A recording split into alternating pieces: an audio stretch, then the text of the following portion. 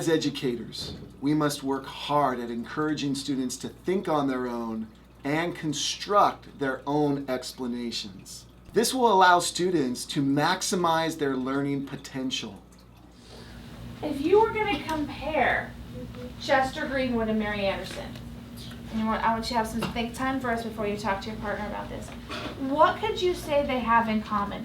How are they similar? Let's just start with that level thinking right now, okay? Start right there. Think time first.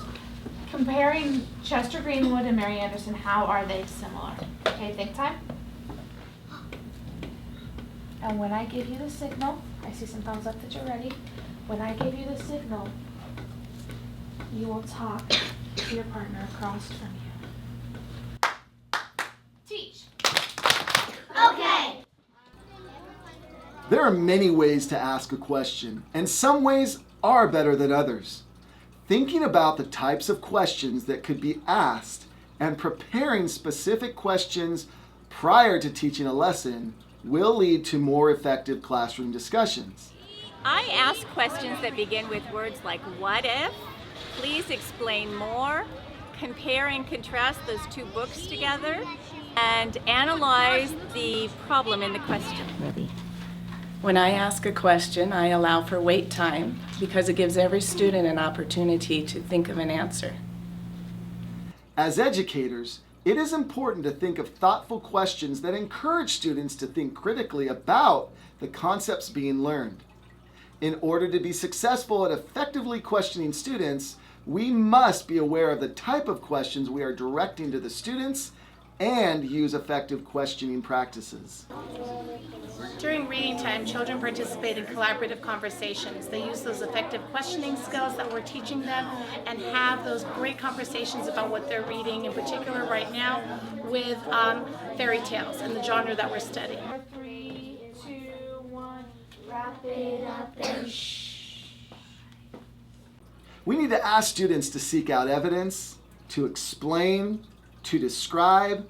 We need to encourage them to predict, and we should ask questions that relate concepts, ideas, and opinions. And she got inspired by the beauty of nature. She started writing about horse and cow skulls, painting those, and she, on our little slip we read, Home at the Desert, it showed a beautiful painting of a canyon, and she really liked it. So let's go back to the text evidence, because one person said her friend inspired her, another person said, oh, it was her sister.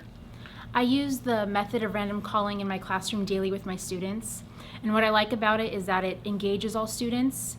It also helps students think of an answer mentally because they know that they may be selected or called upon. And lastly, it builds a lot of confidence within students because they're not embarrassed to speak in front of their peers. And it just becomes a daily part of the classroom, and students don't even think about it. You don't know if you're going to be called on or not, so you have to be paying attention. And I like how it's random every single day. I think it's better for everyone to learn because you just always have to be prepared on, is the teacher going to call on me, or who are they going to call on? And I have to have all my work ready and shown, and so I can explain my answers.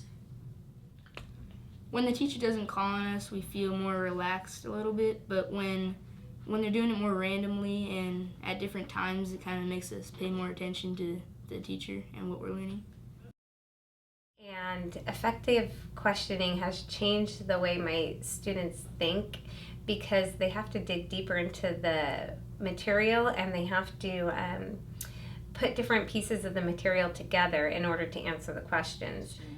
The other thing it does, I think, too, for a teacher is it really gives us an insight as to what the kids need to still get from us as far as the teacher, and where are they in the lesson? Are they really getting it? And if not, through the questioning, we can really tell. And that might mean for a teacher, you may have to back up a little bit and ask some more questions and really figure out, wait, I better go back and reteach this lesson. So I think the questioning, not only for kids, but also for teachers, is important. Honestly, I don't think yes and no questions really get to the point.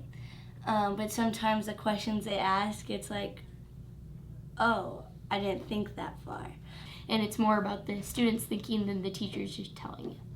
In addition to me asking effective questions in my classroom, I also have the students ask each other effective questions. So at the end of a unit, they have to come up with effective questions that I can use for the following year's unit with the next group of students. And oftentimes they find this task of creating the effective questions much more difficult than just answering them. So I think that takes it even one more step beyond just answering questions at a higher level. It is great. It does work. It does, and I've seen it.